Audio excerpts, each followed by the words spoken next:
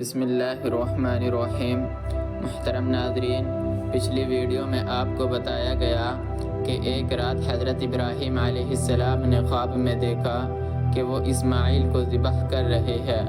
حضرت ابراہیم علیہ السلام ایک سچے نبی تھے۔ حضرت ابراہیم علیہ السلام اللہ کے خلیل تھے۔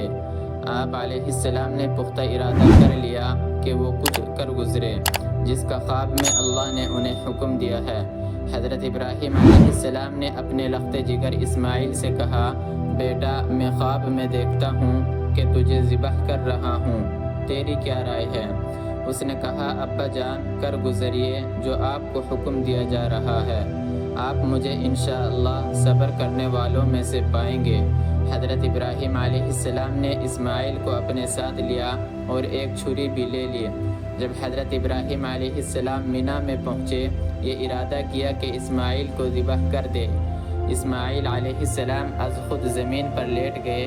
حضرت ابراہیم علیہ السلام نے یوں ہی ارادہ کیا کہ اسماعیل کو ذبح کرے تو چھری اس کے حلق پر رکھ دی، لیکن اللہ تعالیٰ کو تو صرف یہ بات پسند تھی کہ وہ اچھی طرح پرکھ لے کہ کیا اس کا خلیل وہ کچھ کر گزرتا ہے جس کا اسے حکم دیتا ہے، کیا وہ اللہ کے ساتھ زیادہ محبت رکھتا ہے یا اپنے بیٹے سے زیادہ محبت کرتا ہے۔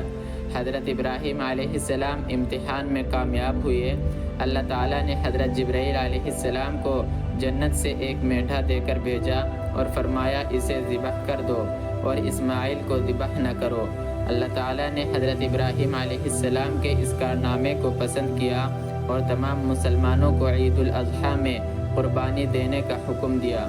حضرت ابراہیم خلیل اللہ علیہ السلام پر درود و سلام ہو، اس کے بیٹے اسماعیل علیہ السلام پر بھی درود و سلام ہو۔ محترم ناظرین، حضرت ابراہیم علیہ السلام تشریف لے گئے اور کچھ عرصے کے بعد واپس آئے۔ انہوں نے ارادہ کیا کہ اللہ کا گھر بنائے۔ دوسرے گھر بہت زیادہ تھے لیکن اللہ کا گھر کوئی نہیں تھا جس میں وہ اللہ کی عبادت کرے۔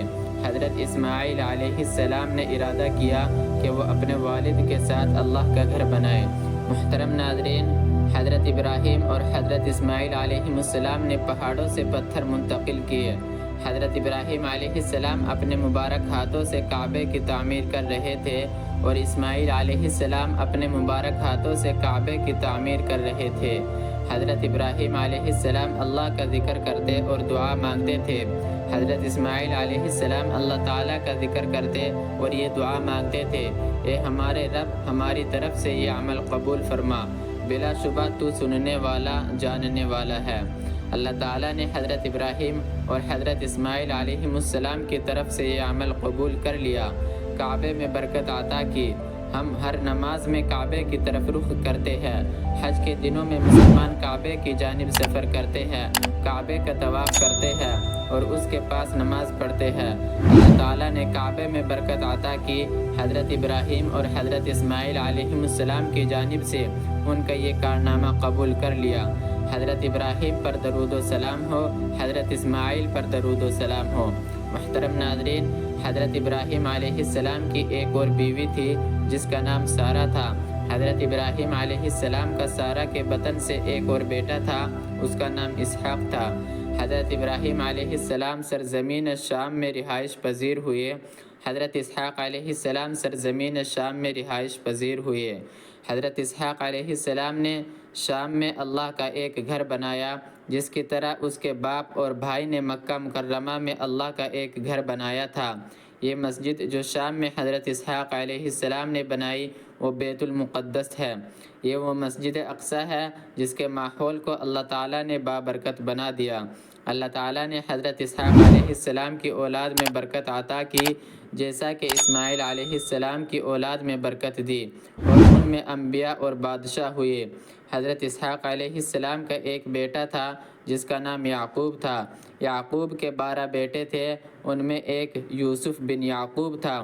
یوسف علیہ السلام کا قرآن حکیم میں ایک حیرت انگیز قصہ بیان ہوا ہے۔ محترم ناظرین، اب آگے کی ویڈیو میں وہ قصہ بیان کیا جائے گا۔